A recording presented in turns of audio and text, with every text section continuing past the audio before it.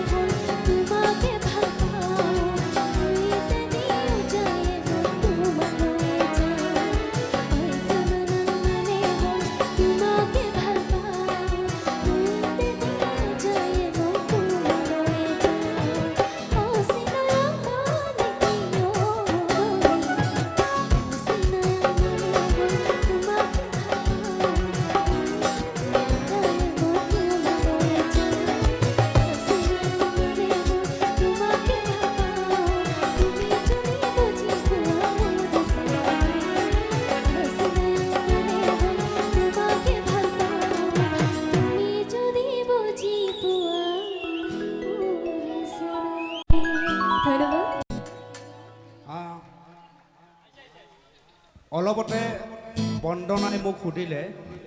যে ছাৰ আমি বড়োৰ কাৰণে আমি অসমীয়া গান গাব নাপায় নেকি মই সুধিলোঁ কিয় মানে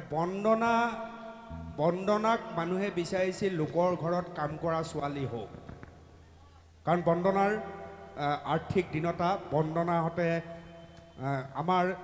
আমাৰ এই জটিলতা আমাৰ এই ৰূপবিলাক বন্দনাহঁতে বুজি নাপায় গতিকে বহু মানুহৰ মাজত এনেকুৱা এটা ক্ৰিয়া তাইক ক'বলৈ আৰম্ভ কৰিছে তই বড়ো ছোৱালী হৈ কিহৰ অসমীয়া গান গাওঁ অৰ্থাৎ পাৰিলে মাৰিয়ে পেলাব ছোৱালীজনীৰ প্ৰতিভা লোকৰ ঘৰত কাম কৰিবলৈ যোৱাৰ প্ৰাক মুহূৰ্তত অনুপম চক্ৰৱৰ্তী হাতত পৰিল আৰু আজি আপোনালোকৰ সন্মুখত নাচি বাগি বন্দনা বড়োৱে দেখুৱাই দিলে যে প্ৰতিভা মোৰ আছে ময়ো কৰিব পাৰোঁ পিতৃ আৰু মাতৃ মই খুব খোলাকৈ আপোনালোকক কৈ দিছোঁ পিতৃয়ে নিজৰ জীয়েকজনী কলৈ গৈ আছে একো নাজানে মাতৃয়ে শাক পাচলি বিক্ৰী কৰে গম একো নাপায় ছোৱালীজনী ডাঙৰ হৈছে পাৰিলে সোনকালে বিয়া দি পঠিয়াই দিব লাগে আপোনালোকে জানে আমাৰ 12, 13, 14 বছৰ বয়সতে বিয়া হোৱাৰ নিচিনা বহু উদাহৰণ সাধাৰণতে এনেকুৱা পৰিয়ালতে হয় আৰু এই যুদ্ধৰ মাজত ইয়াৰ মাজতে ক'ৰবাত বহি আছে মাহীয়েক যি মাহীয়েকে নিজৰ ছোৱালীৰ নিচিনা তুলি তালি ডাঙৰ দীঘল কৰিছে এই ছোৱালীজনীক ঘৰৰ পৰা সম্পূৰ্ণ বিচ্ছিন্ন কিন্তু মাহীয়েকৰ কথা যে মই বন্দনা বড়োক এগৰাকী কণ্ঠশিল্পী কৰি দেখুৱাই দিম আজিৰ এই যুগতো নিজৰা ভূঞা এনে এটা পৰিয়ালৰ ঘৰ যাৰ আজিৰ তাৰিখতো টিভি নাই সংগীতৰ শিক্ষা লোৱাটো বহু দূৰৰ কথা কিন্তু তাৰ মাজতো এইসকল বোকাৰ পদুম মোৰ এক চেষ্টা এখন যুদ্ধ আৰম্ভ কৰিছিলোঁ আৰু এই যুদ্ধৰ পৰিণতি স্বৰূপে আপোনালোকে মৰম কৰাৰ বাবে শেহতীয়াভাৱে ডুবাই আমেৰিকা আৰু ইংলেণ্ডলৈ নিমন্ত্ৰিত হৈছে কোনো গুৰুত্ব নিদিয়া এই বোকাৰ পদুমসকল এইসকল নিমন্ত্ৰিত হৈছে এইবাৰ ডিম্পী চেতিয়া আপোনালোকৰ ডিম্পী এইবাৰ নমস্কাৰ সকলোলৈকে শেহতীয়াকৈ হ'লেও নৱবৰ্ষ শুভেচ্ছা আৰু ৰঙালী বিহু শুভেচ্ছা জ্ঞাপন কৰিলোঁ মই অনুপম ছাৰৰ বিষয়ে দুআষাৰমান ক'ব বিচাৰিছোঁ আজি মোক অসমবাসীৰ ওচৰত চিনাকি কৰাই দিয়া প্ৰথম ব্যক্তিগৰাকীয়ে হ'ল অনুপম চক্ৰৱৰ্তী ছাৰ তেওঁলৈ মোৰ ফালৰ পৰা অশেষ শ্ৰদ্ধা আৰু তেওঁৰ ওচৰত মই চিৰকৃতজ্ঞ হৈ ৰ'ম আজি অসমবাসীৰ ওচৰত মই বুলিয়েই নহয় মোৰ সেই আন শিশুক চিনাকি কৰাই দিছে মাথো অনুপম চক্ৰৱৰ্তী ছাৰে তেওঁক আমাৰ ফালৰ পৰা আমাৰ লালুকবাসীৰ পৰা তেওঁলৈ অশেষ ধন্যবাদ আৰু চিৰকৃতজ্ঞ হৈ ৰওঁ আমি তেওঁৰ ওচৰত কাৰণ তেওঁ ইমান এটা ভাল পদক্ষেপ লৈছে তাৰ কাৰণে আপোনাক ধন্যবাদ জ্ঞাপন কৰিছোঁ আৰু আমি বোকাৰ পদুমৰ পৰিয়াল নিৰপেক্ষে নহয় সদায় ৰাজ্যৰ পক্ষে আৰু আমাৰ বোকাৰ পদুমৰে পৰিয়াল আমি সদায় একগোট সেয়াকে কৈ আজি মই দীপেন বৰুৱাৰ আলফুলীয়া কপৌফুল এই গীতে গাব ওলাইছোঁ আলফুলীয়া কপৌফুল ও দেখি ক'ত পালা চিত পিয়া কুল আলফুলীয়া কপৌফুল ও দেখি ক'ত পালা চিত পিয়া কুল হাবি ভাঙি দেখিলোঁ বিৰিক বগাই ছিগিলোঁ হাবি ভাঙি দেখিলোঁ বিৰিক বগাই ছিগিলোঁ সোণ খাঘিয়ে পাখি বনৰীয়া ফুল সোণ খাঘিয়ে পাখি বনৰীয়া ফুল আলফুলীয়া কপৌফুল ও দেখি ক'ত পালা চিত পিয়া কুল সকলে একেলগে সহযোগ কৰিলে ভাল লাগিব